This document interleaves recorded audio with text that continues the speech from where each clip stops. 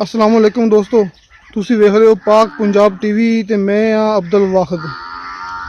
दोस्तों सब तो पहले तुसी अपने चैनल नूं करो सबसक्राइब ते नाल ही बेल आइकन नूं करो ओके, ताकि साडी अगली वीडियो दा नोटिफिकेशन तुहाडे तक पहुंचे। तुसी वो वीडियो वेखो दोस्तों सब तो पहले। दोस्तों अज असीं तुहाडे वास्ते दो गावां दी वीडियो लेके हाजिर होए हां। एक गां सज्जड़ सूई हुई है ते एक गां सूण नूं तैयार है। दोस्तों आ वेखो, आ गां सज्जड़ सूई हुई है। देखो दोस्तों माशाल्लाह मोटे पर थान। दोस्तों जो टाइम मूवी बनाई है ना, मैं तकरीबन अगले तई सुबह के 9 बजे ने।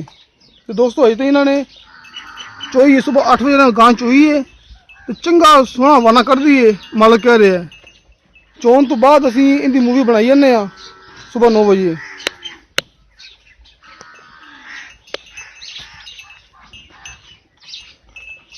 इनका फल कितना दोस्तों आ सूई गां तुरमिंदा बच्चे बच्चा है बच्चा।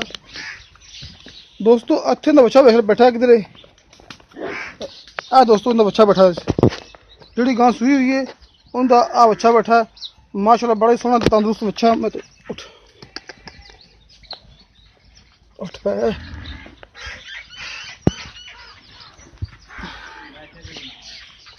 दोस्तों ए बच्चा इस गां का। दोस्तों इस गां तो बच्चा सी, जिहदा बच्चा वो जी गां सी, वो जी गां है। दोस्तों बिल्कुल गां का रंग रंगा बच्चे का रंग है। दोस्तों आ गां जी सूण नूं तैयार है तो बड़ी सोहनी दोस्तों गां है तो निक्के निक्के सिंघ ने गां दे। दोस्तों माशा चंगा सोहना माना है।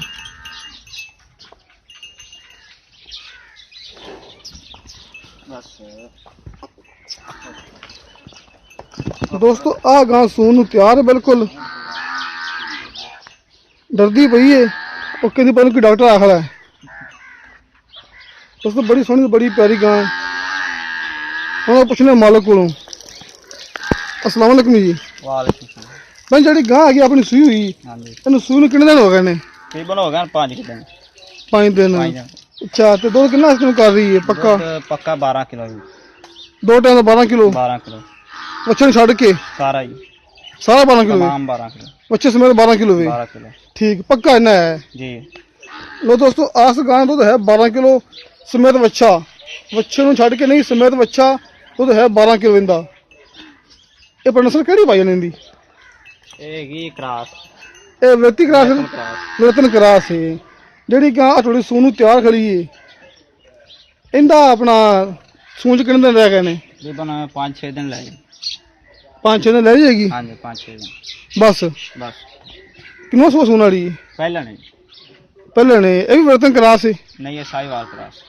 ये साहिवाल क्रास है? हाँ जी। तो दोस्तों आ साहिवाल क्रास है जी सूण नूं तैयार है। जी सूई हुई है ये वर्तन क्रास है। अच्छा जी सूई हुई है इनका मुल कितना है जी?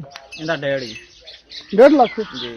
बच्चे की प्यार मोहब्बत हो जाएगा? हो जाएगा तुम्हारे इतना हो जाएगा ठीक है।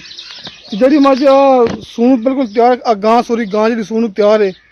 इनका कितना मुल छोले? 140। हाँ जी। कि प्यार मोहब्बत हो जाएगा? होएगा बिल्कुल ठीक है। लो दोस्तों आ चौरस्तानी क्रास गां पहला सुबह सूण वाली तो सूण च रहिंदे कोई 5-7 दिन इन्हें 5-7 दिन रहिंदे। हाँ 5-7 दिन सूण च रहिंदे ने तो इनका 1,40,000 मुल किया है।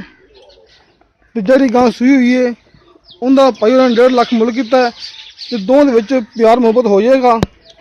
किसी दोस्त ने दो कोई गां खरीदनी हो तो मेरा नंबर लगे होंगे डिस्क्रिप्शन 0304 399 539।